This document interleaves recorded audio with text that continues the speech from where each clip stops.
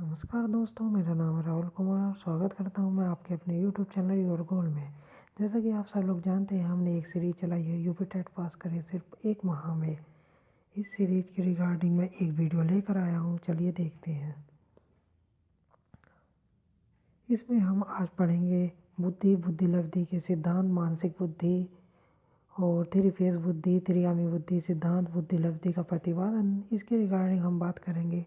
जैसे कि आप सब जानते हैं कि बुद्धि परिक्षेपों के जन्मदाता विनय को माना जाता है। विनय ही जिनमें हैं जिन्होंने सबसे पहले सर्वप्रथम बुद्धि का शब्द का प्रयोग किया था। विनय के द्वारा ही बुद्धि जो है हमारी एक खंड बुद्धि बताई गई थी। मानसिक बुद्धि का भी प्रयोग सबसे पहले विनय के द्वारा किया गया था।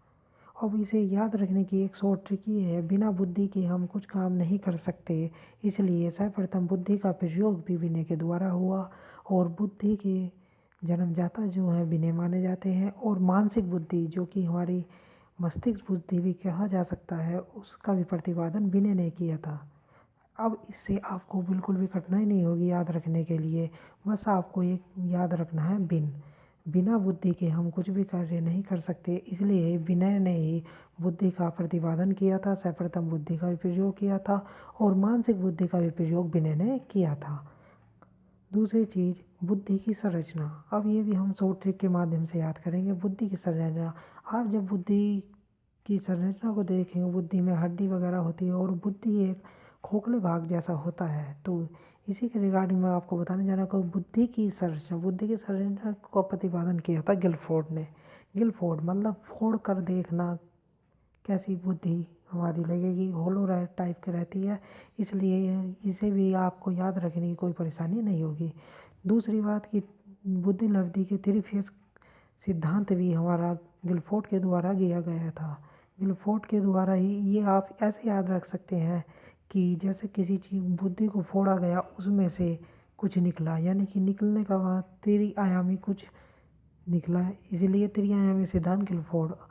आप इन्हें ट्रिक के माध्यम से बहुत आसानी से याद कर सकते हैं। तो बुद्धि लब्धि का जो सूत्र दिया गया था, बुद्धि लब्धि का सूत्र स्टर्न के द्वारा दिया गया था। इसे याद रखने के लिए भी आपको मैं बताऊंगा शॉर्ट ट्रिक से।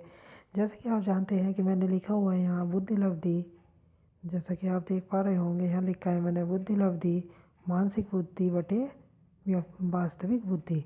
बुद्धि लब्धि जो दिया गया था शब्द का प्रयोग, बुद्धि लब्धि शब्द का प्रयोग टर्मन के द्वारा किया गया था हमारा। और मानसिक बुद्धि का जैसा कि मैंने आपको पहले ही बताया है, विनय के द्वारा बताया गया था। और वास्तविक बुद्धि का हमारा स्टर्न के द्वारा बताया गया था। बुद्धि लब्धि का सूत्र का प्रतिपादन भी हमारे स्टर्न के द्वारा ही दिया गया था।